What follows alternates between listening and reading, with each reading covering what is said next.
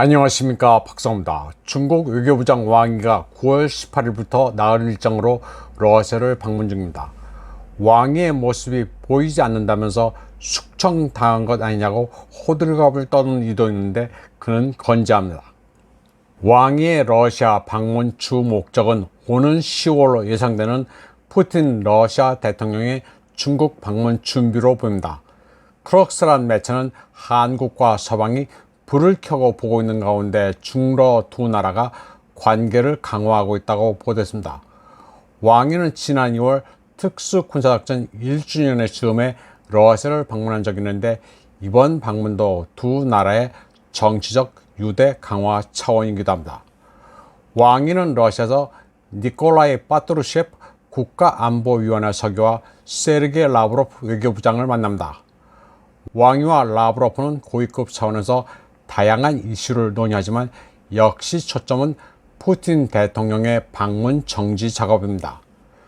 푸틴 대통령은 오는 10월 베이징에서 열리는 1대1로 포럼에 참석할 것으로 예상됩니다. 지난 3월 시진핑은 러시아를 방문하면서 푸틴 대통령을 초대한 바 있습니다.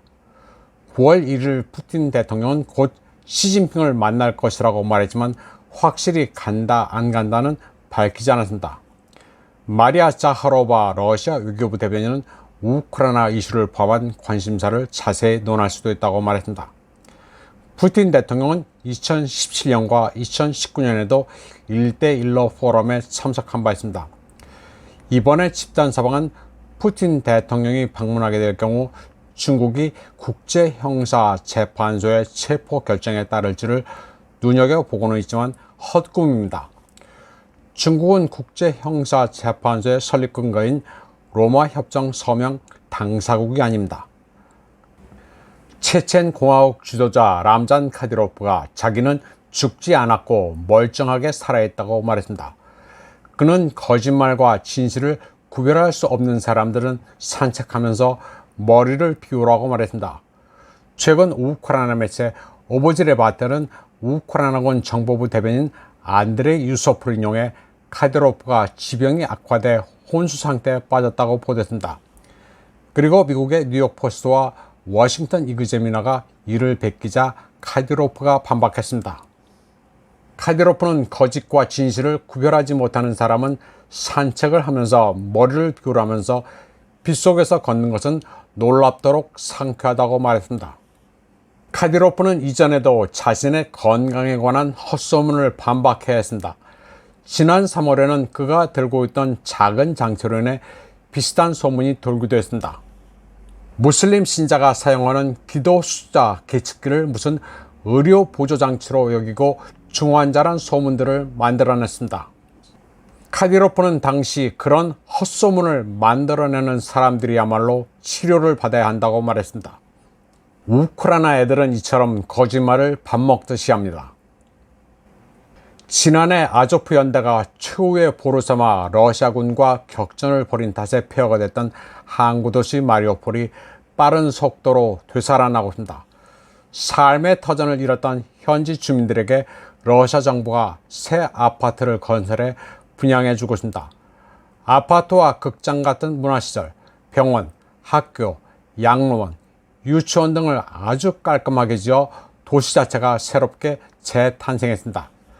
도시는 이미 상당 부분 재건이 완료된 상태입니다. 그런데 5월 24일자 한 국내 매체를 보면 삼부토건이 폴란드 건설사와 마리우폴 지역은 MOU를 체결했다고 되어 있습니다.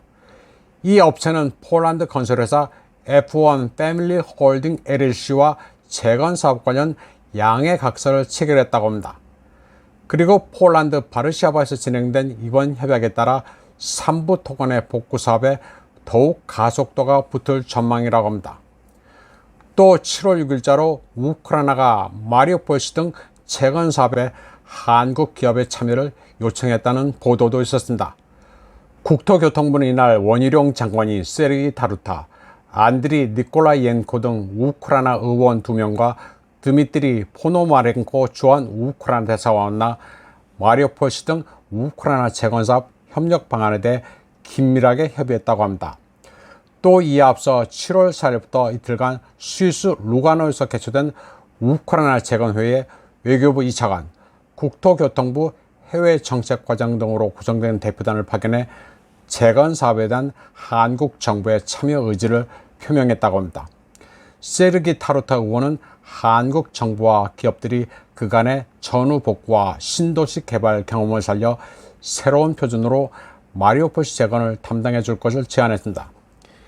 이에 대해 원희룡 장관은 우크라이나 국민들이 전쟁으로 겪고 있는 고통과 아픔에 공감하며 한국 정부는 우크라이나 정부와 함께 마리우폴시 등 우크라이나 재건을 위해 노력하겠다고 말했습니다.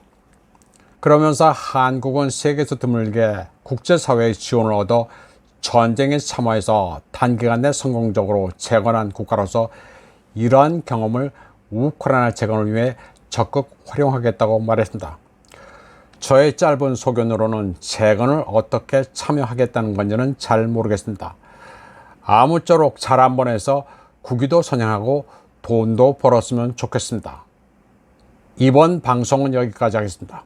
시청해주신 여러분 감사합니다.